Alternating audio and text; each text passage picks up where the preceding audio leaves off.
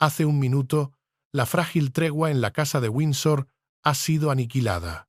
Una revelación explosiva acaba de salir a la luz. El círculo íntimo de Harry no solo filtró conversaciones de paz secretas, sino que después, con una frialdad calculada, culparon al palacio por su propio engaño.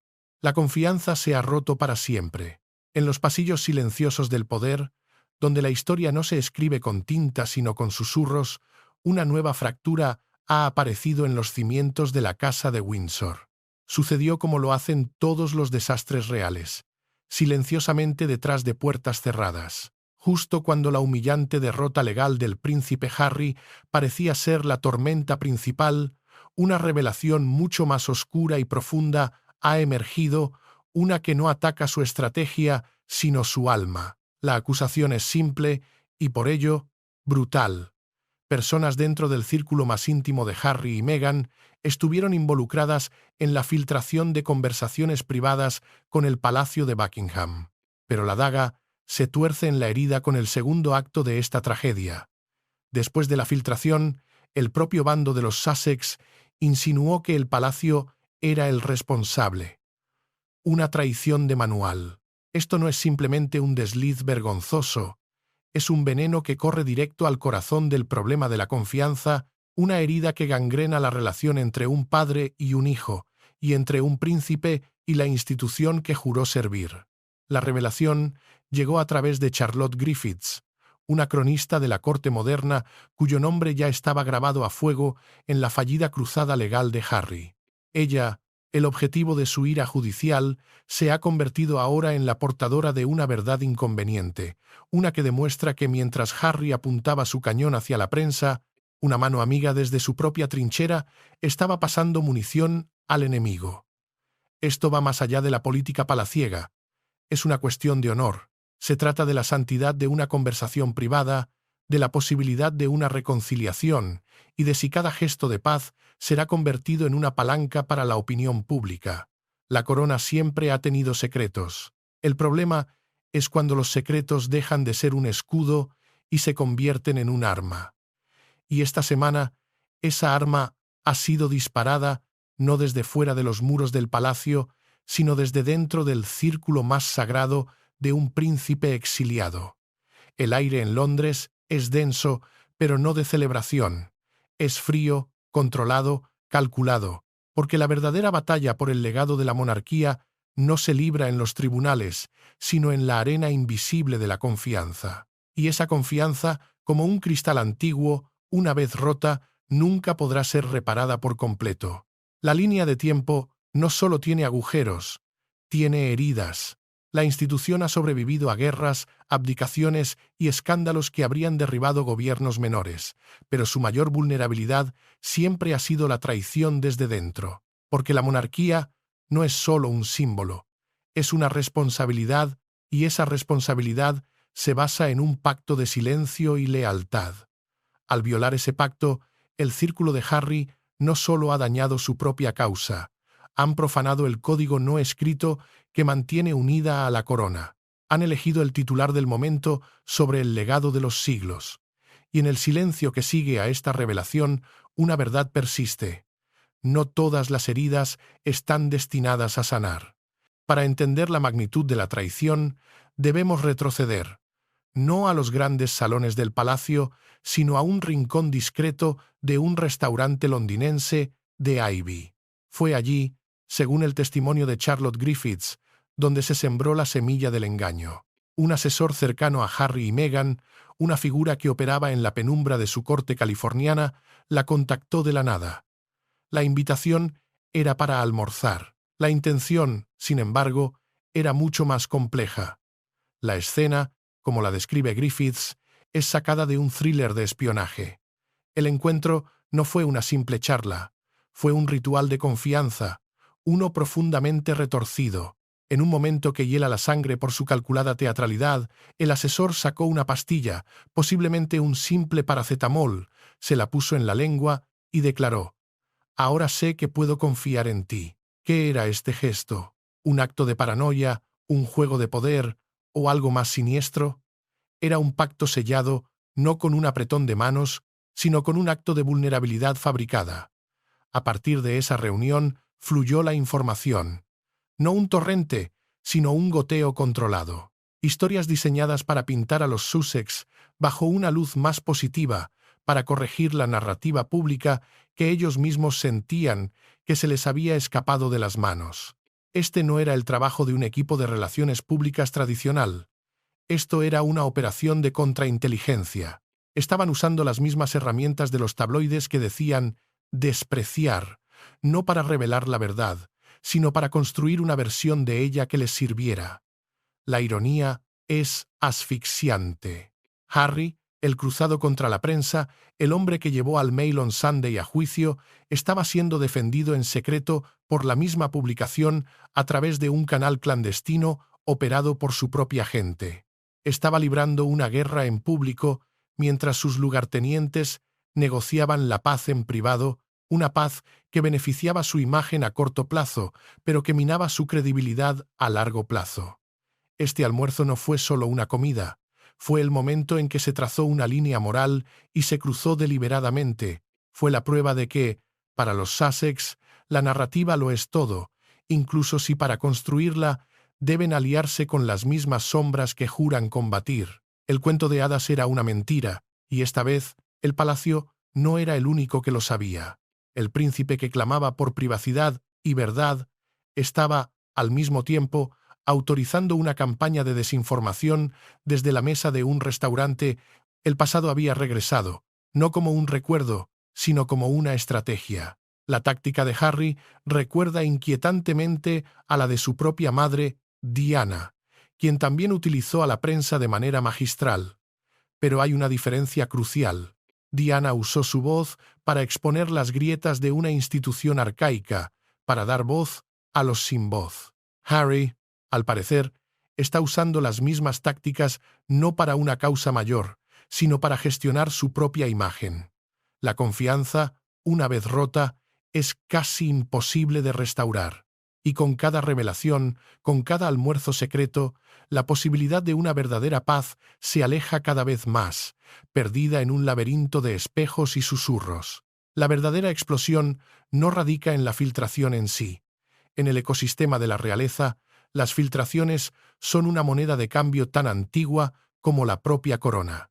Lo verdaderamente devastador, la parte que transforma un acto de hipocresía en una traición de carácter casi shakespeariano, es lo que sucedió después. Según la crónica de Charlotte Griffiths, una vez que la historia y las fotografías de la reunión secreta aparecieron en el Mail on Sunday, fuentes cercanas a Harry y Meghan procedieron a informar a otro medio, el Daily Telegraph. Su mensaje era de frustración y rabia. Estaban consternados de que las fotografías se hubieran hecho públicas, insinuando, con una falsedad exquisita, que el palacio había traicionado su confianza.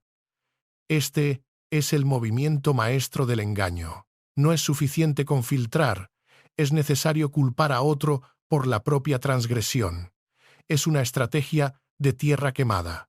Confirma los peores temores de aquellos dentro de la Casa Real, que cualquier contacto privado con Harry puede ser y será convertido en una herramienta pública. Demuestra que incluso los intentos de reconciliación no son sagrados, sino que se consideran parte de una estrategia mediática más amplia. Este acto revela una verdad escalofriante sobre la mentalidad de los Sussex. Para ellos, no hay conversaciones privadas, solo contenido en espera. No hay gestos de buena fe, solo oportunidades tácticas. El palacio no es una familia a la que regresar, es un adversario al que manipular. Esta cuchilla de doble filo corta en dos direcciones. Por un lado, genera una historia favorable en un periódico. Por el otro, crea una historia de victimización en otro, pintando al palacio como el villano. Es una jugada brillante en términos de relaciones públicas, pero es un suicidio en términos de relaciones familiares. Porque una reconciliación entre un padre y un hijo no puede ocurrir a través de una nota de prensa. No puede ocurrir si cada reunión se convierte en un titular. Y ciertamente no puede ocurrir si una de las partes filtra la conversación y luego señala con el dedo a la otra. Harry ha insistido repetidamente en que su bando no filtra de la manera en que acusa al palacio de hacerlo. Ha trazado una línea moral en la arena entre él y la máquina real. Pero este nuevo relato borra esa línea por completo, revelando que ambos bandos pueden estar jugando el mismo juego oscuro, pero solo uno de ellos lo hace mientras clama superioridad moral. Es un insulto a la memoria de su madre, la mujer a la que no pudieron proteger, usar sus mismas tácticas de guerrilla mediática no para luchar contra el sistema, sino para manipularlo en beneficio propio. La monarquía se estaba realineando no por la fuerza, sino por la historia. Y esta acción, este acto de doble traición, ha demostrado que para los Sussex la historia no es algo que se honra, sino algo que se reescribe. Han elegido el poder de la narrativa sobre la verdad de la sangre, y al hacerlo han envenenado el pozo para siempre. El escenario de la traición fue la Royal Overseas League, un lugar cercano a Clarence House, cargado de simbolismo. La reunión clave tuvo lugar entre Tobin Andrea, una de las figuras de comunicación más importantes del rey, un veterano de la vieja escuela educado en Eton, y los representantes de los Sussex, Liam Maguire y Meredith Mains. El objetivo aparente: tender puentes, iniciar un deshielo en la larga Guerra Fría. Pero el verdadero drama no ocurrió dentro de la sala, sino fuera, en un balcón. Los asistentes se acomodaron en este balcón, un espacio minúsculo y completamente visible desde el parque público de abajo. ¿Fue una coincidencia? En el mundo de la intriga real no existen las coincidencias. Cada movimiento es coreografiado. El Mail on Sunday, alertado previamente, dispuso que un fotógrafo capturara la escena. Las imágenes resultantes no eran las de un paparazzi escondido, sino las de una cita concertada. Mostraban una escena acogedora, casi íntima, que se convertía en profundamente embarazosa por el contexto de su creación. La pregunta que flota en el aire es densa y pesada. ¿Quién eligió ese balcón? ¿Quién decidió sentarse en el único lugar donde la privacidad era imposible? La respuesta apunta a una intención deliberada de ser visto, de documentar el intento de paz para poder usarlo después. La fotografía se convierte así en una prueba, no de la reconciliación, sino de la estrategia. Es un fantasma en la máquina, un testigo silencioso de un acto de manipulación. Para los observadores entrenados, para el consejo silencioso que opera dentro de los muros del palacio, la elección de ese balcón fue una declaración de intenciones. Fue una señal de que esta no era una negociación honesta, era una operación de relaciones públicas disfrazada de diplomacia. El simbolismo es potente. La monarquía siempre ha entendido el poder de la imagen, del gesto controlado, del ceremonial. Desde el balcón del Palacio de Buckingham, la familia saluda a la nación en momentos de triunfo y unidad. Es un escenario sagrado, un puente visual entre la corona y el pueblo. Pero los Sussex han introducido una nueva variable, la imagen incontrolada que parece controlada, la filtración que se disfraza de indiscreción. Han convertido los balcones, tradicionalmente un lugar para proyectar estabilidad, en un escenario para dramas privados hechos públicos. Y en esa transformación han profanado uno de los protocolos no escritos de la corona. La imagen capturada no era para el público, era para la prensa. No buscaba unir, sino dividir. No era un gesto de buena fe, sino una pieza de evidencia para una batalla futura. El fantasma en esa fotografía no es solo la imagen de los asistentes, es la sombra de la intención. Es la prueba irrefutable de que, para los Sussex, la paz es solo otra oportunidad para la guerra. En el centro de esta tormenta se encuentra el rey Carlos, un monarca atrapado en una paradoja insoportable. Como padre, su instinto puede ser el de perdonar, el de buscar la sanación, el de creer que una relación privada con su hijo y sus nietos todavía es posible. El amor paternal es un impulso poderoso, uno que puede nublar el juicio y anhelar la paz por encima de todo. Pero como rey, su deber es otro. No puede permitirse el lujo del sentimentalismo. Su principal responsabilidad es proteger la institución, la corona, un legado de 1000 años que trasciende los lazos de sangre. y la institución no puede funcionar si las conversaciones privadas con uno de sus miembros más volátiles son tratadas como oportunidades tácticas. Cada filtración, cada titular, cada drama público es una grieta en la fachada de la monarquía. Carlos se encuentra en la misma posición que muchos monarcas antes que él, atrapado entre la mujer que perdió, Diana, cuyo fantasma aún dicta las reglas emocionales de la familia y la institución a la que sirve. Harry es el legado viviente de Diana, y protegerlo se siente como una forma de honrarla. Pero sus acciones amenazan directamente la estabilidad que la corona exige. Fuentes del palacio describen a Harry y a su tío, el príncipe Andrés, como los duques del riesgo. Aunque las circunstancias de sus escándalos son abismalmente diferentes, el problema institucional es similar. Ambos son figuras reales no trabajadoras que continúan generando un riesgo reputacional para la monarquía. Para Carlos, que lidia con su propia salud, con la transición hacia el reinado de William y con las réplicas de múltiples crisis familiares, esto debe ser agotador. La corona exige estabilidad, previsibilidad y, sobre todo, discreción. Harry, a quien un cortesano describió como Capitán Caos, representa todo lo contrario. Por lo tanto, cualquier reunión propuesta entre Carlos y Harry ya no es un simple encuentro entre padre e hijo. Se ha convertido en una operación de alto riesgo que debe ser planificada, protegida y aislada de filtraciones. El palacio debe preguntarse no solo si Harry quiere la reconciliación, sino si es capaz de mantenerla en privado el tiempo suficiente para que se vuelva real. Y la respuesta, basada en la evidencia reciente, es un rotundo y doloroso no. La corona siempre ha reclamado control sobre el tiempo. Cada momento de la vida de un miembro de la realeza está contabilizado. Pero Harry opera en su propio tiempo, uno impulsado por la emoción y la estrategia mediática, no por el protocolo. Este dilema no es solo personal, es una crisis constitucional en ciernes. La monarquía se basa en la percepción de unidad, y la saga de Harry proyecta una imagen de división y disfunción.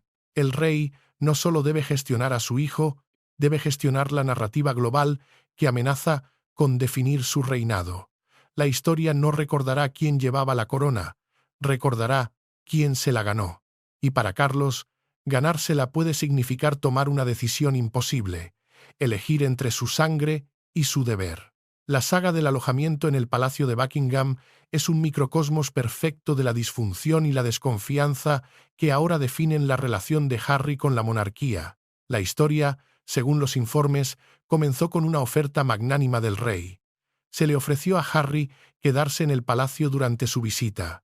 Este no era un gesto logístico, era un ramo de olivo, una invitación a regresar, aunque fuera temporalmente, al corazón simbólico de la familia.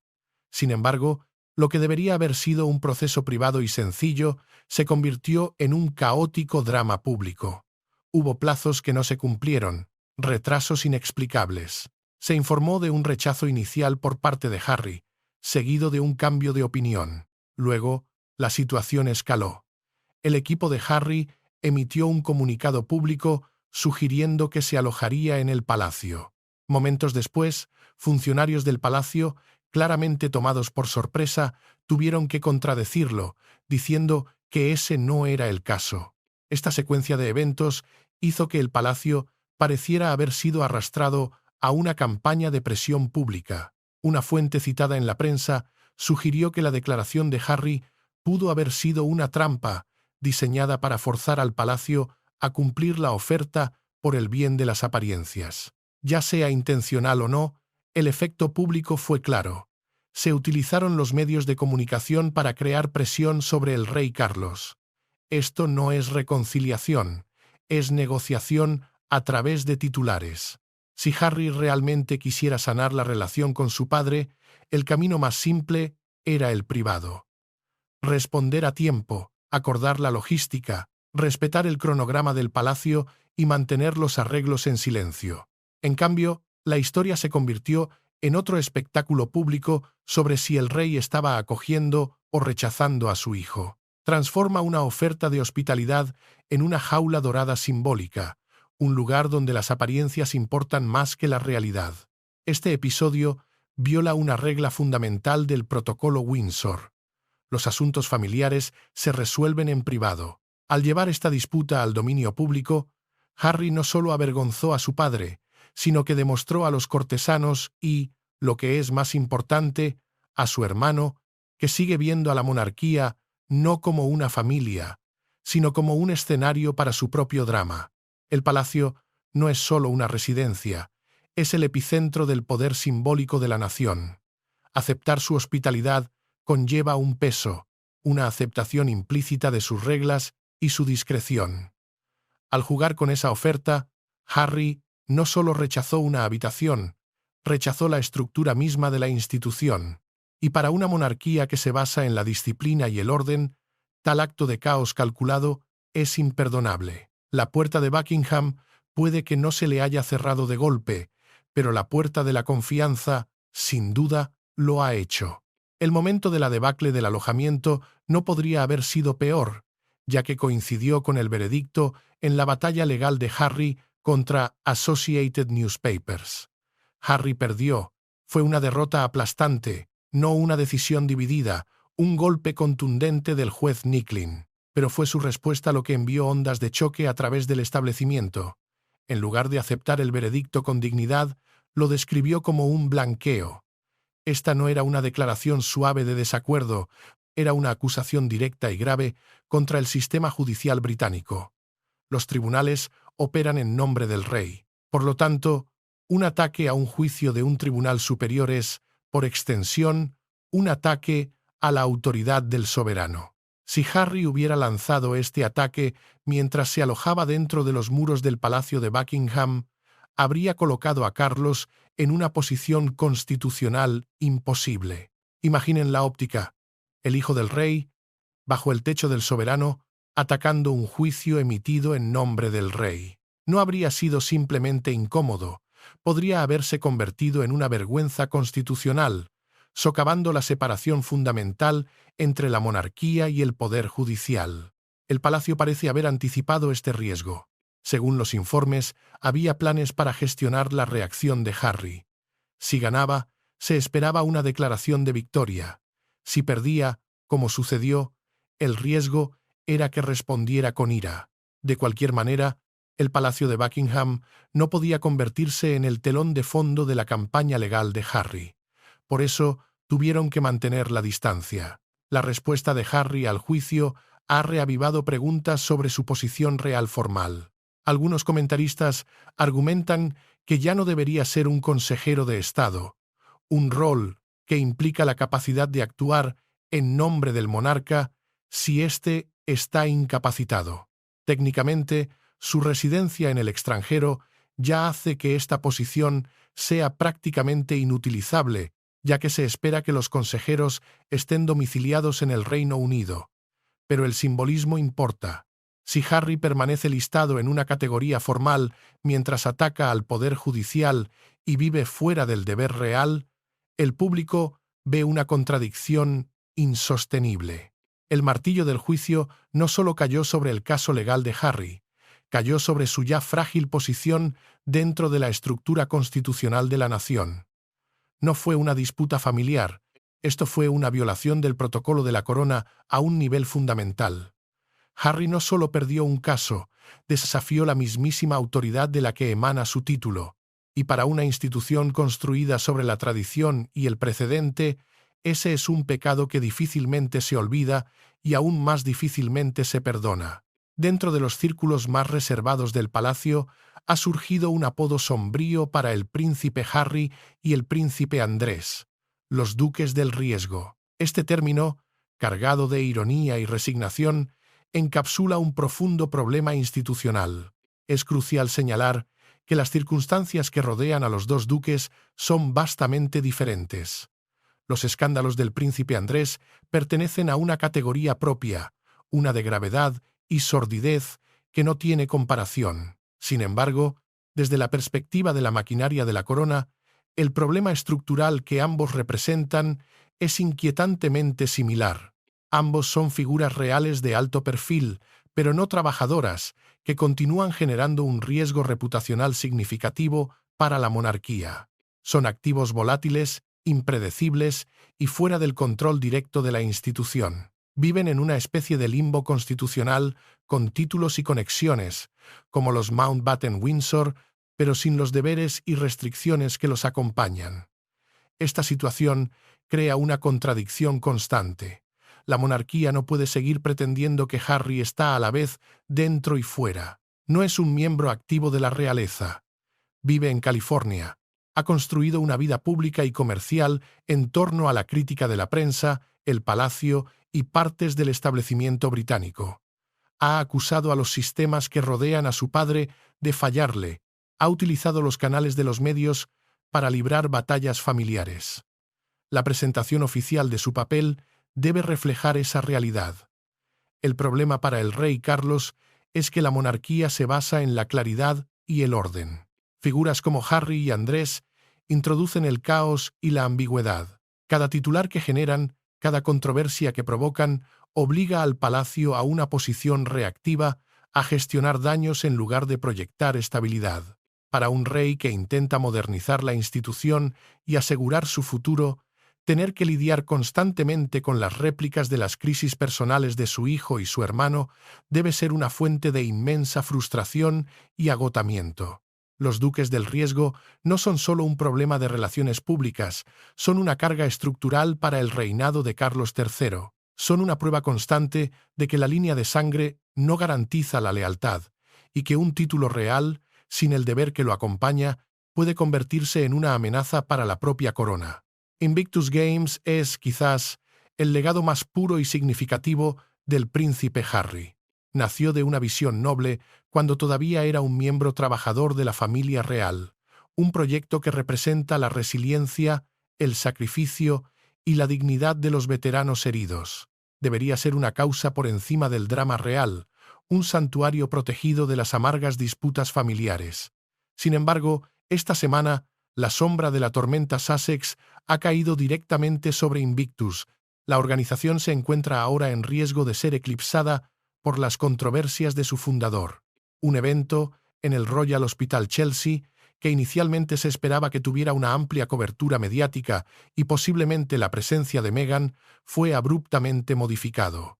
El elemento público fue cancelado, con la explicación oficial de un calor extremo y la falta de sombra. Harry asistió a reuniones privadas, lejos de las cámaras, con solo un fotógrafo de Invictus presente.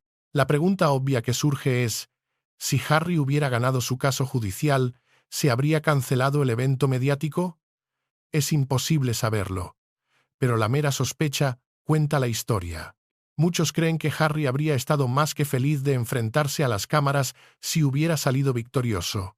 En cambio, después de una derrota humillante, la cara pública del evento se redujo. Esto hace que el mensaje de centrarse en la caridad sea difícil de aceptar. Invictus no puede convertirse en el escudo que Harry utiliza cuando el resto de su historia va mal. La organización y sus participantes merecen algo mejor. Las personas involucradas en Invictus, desde los patrocinadores hasta los atletas, deben estar preguntándose cuánto tiempo puede seguir siendo totalmente positiva la asociación de Harry. Aporta un perfil innegable y una conexión genuina con el mundo militar, pero también trae consigo titulares tóxicos, derrotas legales, controversias de seguridad y tensiones con el palacio.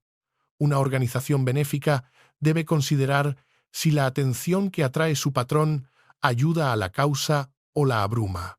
No se trata de si Harry alguna vez aportó valor. La pregunta es si la versión actual de Harry trae consigo demasiado caos. Y esa pregunta se está volviendo cada vez más difícil de evitar. Esta vez, el legado de Diana no sería recordado, sería utilizado como un escudo. Harry, al refugiarse en Invictus, está usando el último vestigio de su capital real, un capital construido sobre la buena voluntad y el servicio, para protegerse de las consecuencias de sus propias batallas personales. Es una estrategia peligrosa que arriesga no solo su propia reputación, sino también la integridad de la causa que dice defender.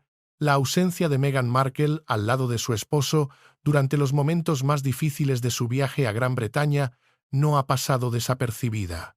En el implacable teatro de la óptica real, su ausencia es tan ruidosa como cualquier declaración. Algunos comentaristas la han descrito con una frase dura: una compañera de buen tiempo, presente solo cuando el sol brilla. Aunque nadie fuera del matrimonio conoce la verdad privada, las percepciones públicas importan. Harry ha estado constantemente al lado de Meghan a través de innumerables controversias, entrevistas explosivas y momentos que dañaron gravemente su propia posición con su familia. Cuando él enfrenta una derrota humillante y ella no está presente, la gente lo nota y saca conclusiones. Los Sussex viven ahora dentro de una trampa que ellos mismos han construido. Cada movimiento se interpreta a través de la lente de la estrategia, porque el público ya no confía en la superficie. Si Meghan aparece en la cuenta regresiva de Invictus, la historia se convierte en ella. Si no aparece, la historia se convierte en su ausencia. Su marca personal y de estilo de vida, American Riviera Orchard, busca proyectar una imagen de calidez, gusto y calma doméstica. Pero la historia que la rodea es cualquier cosa menos tranquila. Las derrotas legales, las disputas palaciegas y las preguntas sobre su paradero cortan directamente la imagen que intenta vender. Una marca construida sobre la serenidad no puede prosperar dentro de un conflicto constante. Esto puede explicar por qué algunos creen que Meghan es selectiva sobre cuándo aparece. Cuando la historia es glamorosa, su presencia atrae la atención deseada. Cuando la historia es perjudicial, la ausencia puede parecer una estrategia más segura, pero la ausencia también crea su propia narrativa, especialmente cuando la imagen pública de la pareja ha dependido durante mucho tiempo de una unidad visible e inquebrantable. Juntos distraen, separados invitan a la especulación. En silencio parecen estratégicos, hablando inflaman la historia. Esto es lo que sucede cuando una marca personal se construye en torno al control narrativo. Con el tiempo, el público comienza a leer cada movimiento no como un acto de emoción, sino como una táctica calculada. No era afecto lo que buscaba, era legitimidad. Pero la legitimidad, al igual que la confianza, debe ganarse. Su ausencia en el momento de mayor necesidad de Harry no es solo una elección personal, es una declaración sobre las prioridades. Y en la corte de la opinión pública, esa declaración ha sido juzgada. En el centro de la saga de los Sussex, como un sol oscuro, orbita el fantasma de Diana. Su memoria, su legado y su tragedia se han convertido en la moneda emocional y estratégica con la que Harry y Meghan comercian en el mercado de la opinión pública. Ahora, la especulación de que Meghan podría viajar a Europa en relación con Althorp, el hogar ancestral de los Spencer y un futuro proyecto relacionado con Diana, conecta con una preocupación más amplia, que la memoria de la princesa está siendo utilizada como una herramienta, no como un tributo. El deseo de Harry de que sus hijos se conecten con el legado de su abuela es, en su superficie, sincero y comprensible. Pero cuando las posibles visitas, las fotografías y los momentos familiares se discuten en el mismo aliento que los documentales, los acuerdos con Netflix y los proyectos de aniversario, la gente cuestiona los motivos. Una vez más, el problema es la confianza. Después de Oprah, Netflix y por Spare, donde el material familiar privado se convirtió en contenido público global. Muchas personas asumen que la emoción privada eventualmente se convertirá en un producto comercial. Este es el precio del modelo mediático de los Sussex. La relación de Diana con la prensa fue inmensamente complicada. Fue perseguida, sí, pero también conocía a los periodistas, hablaba con ellos, los utilizaba y entendía el poder de los medios como nadie. Esa complejidad desafía la narrativa simplista que Harry a menudo presenta. Si Harry quiere honrar verdaderamente a su madre, podría necesitar dejar de usar su memoria como un arma en las disputas actuales. Podría honrarla a través del servicio, la discreción y una vida menos consumida por la batalla. En cambio, el nombre de Diana sigue siendo arrastrado a peleas legales, argumentos mediáticos y reclamos de seguridad. Esto es una violación de su legado, un uso de su tragedia para justificar conflictos contemporáneos. El fantasma de Diana no debería ser un escudo para su hijo, sino un recordatorio de que la verdadera realeza reside en el deber y la dignidad, incluso frente al dolor. Usar su memoria como una justificación perpetua para la guerra con su familia y la prensa es, quizás, la mayor traición de todas. Puedes enterrar a una princesa, puedes silenciar su historia, pero cuando la verdad está escrita en la sangre de sus hijos, no permanece enterrada. Y el uso comercial de esa sangre es una profanación que ni siquiera la corona puede perdonar fácilmente. Mientras el rey Carlos lucha con el dilema de un padre, el príncipe de Gales opera desde una perspectiva completamente diferente. Para William, el futuro rey, la situación con Harry no es una cuestión de emoción, sino de gestión de riesgos. Su postura no está dictada por la ira o el despecho, sino por un cálculo frío y necesario para proteger la institución que un día heredará. William ha sido testigo de primera mano de la destrucción causada por la falta de discreción de su hermano. Vio mensajes de texto privados entre él y Catherine impresos en las páginas de Por Spare. Vio conversaciones familiares convertidas en contenido global para Netflix. Vio a Harry discutir un conflicto físico, agravios personales y tensiones profundamente privadas con el mundo entero.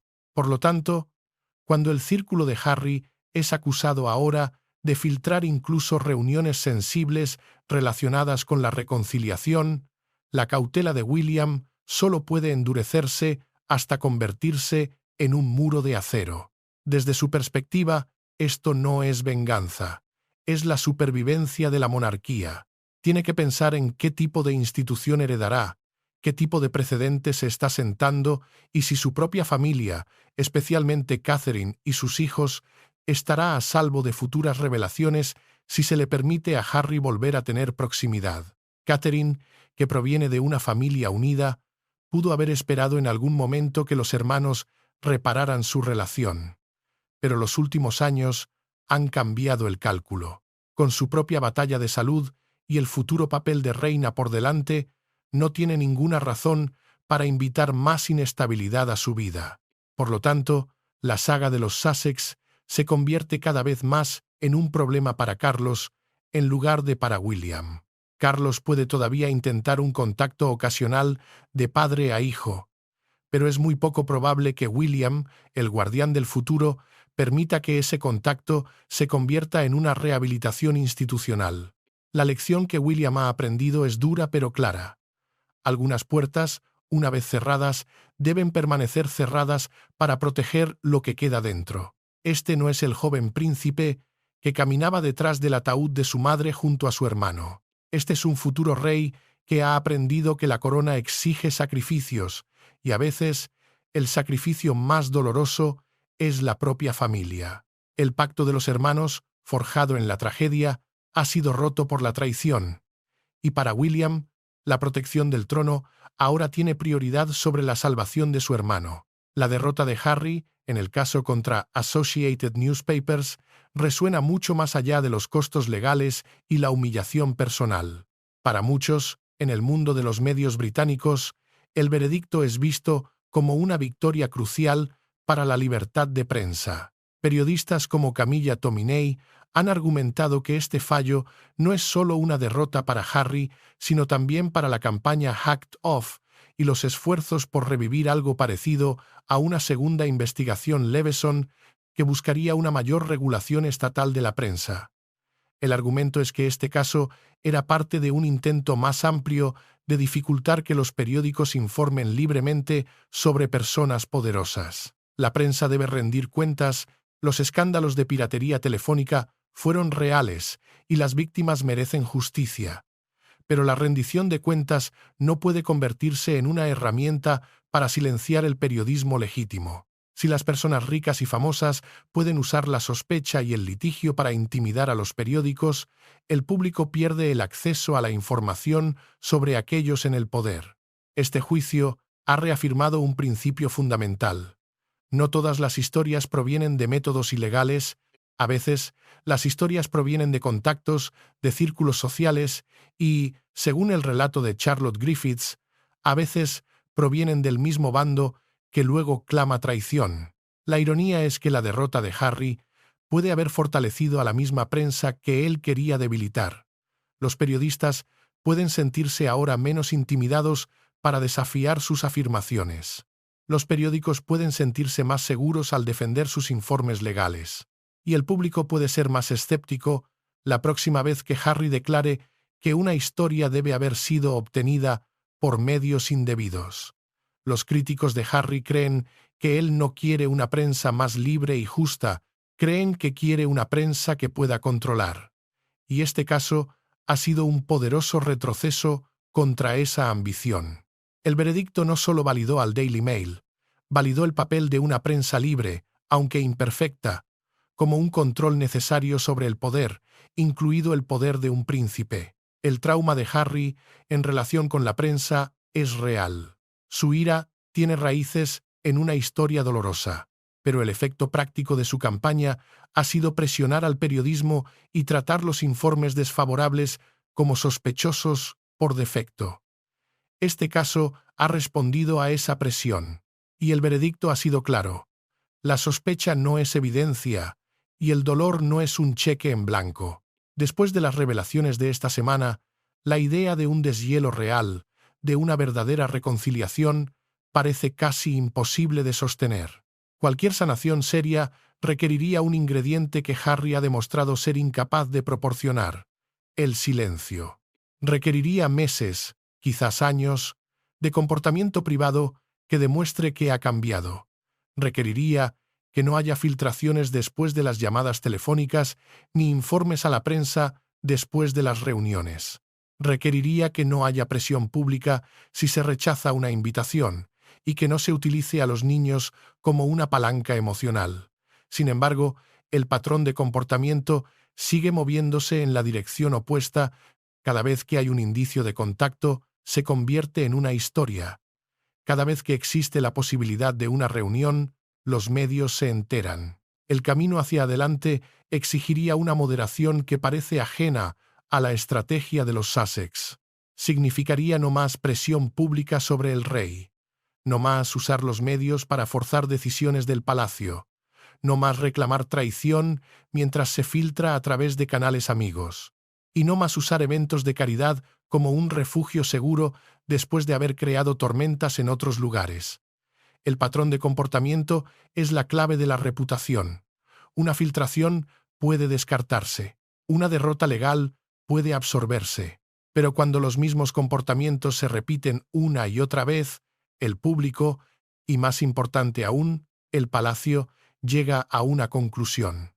La conclusión que se está formando en torno a Harry es que quiere los beneficios de la privacidad sin la disciplina de la privacidad. Quiere reuniones confidenciales, pero también historias útiles en la prensa. Quiere la reconciliación, pero también quiere tener una ventaja.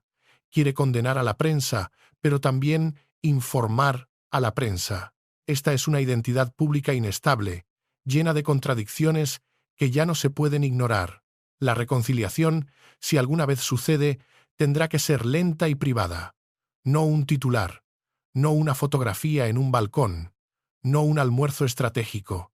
Requeriría que Harry demuestre, con el tiempo, que puede guardar un secreto, respetar los límites y dejar de convertir a su familia en una ventaja. En este momento, el palacio parece creer que no ha demostrado nada de eso. Ha elegido un camino de conflicto público y ese camino, por su propia naturaleza, es un camino sin retorno. No puedes quemar los puentes y luego quejarte de no poder volver a casa. La monarquía ha sido protegida, pero su paz ha sido rota. Y en el silencio que sigue, una verdad persiste. Harry ha elegido su historia por encima de su familia. Al final, todo se reduce a una sola palabra: confianza. Y la confianza, en el ecosistema cerrado de la monarquía, es más valiosa que el oro o los títulos. En este momento, es el único bien que Harry parece haber perdido por completo. El rey puede seguir amando a su hijo, pero el amor de un padre no es lo mismo que la confianza institucional. y es la institución la que debe prevalecer. Las últimas acusaciones de Charlotte Griffiths no solo avergüenzan a Harry en relación con un artículo, socavan años de posicionamiento moral. Han roto el silencio cuidadosamente construido en torno a las negociaciones, revelando el juego que se juega detrás de las puertas cerradas.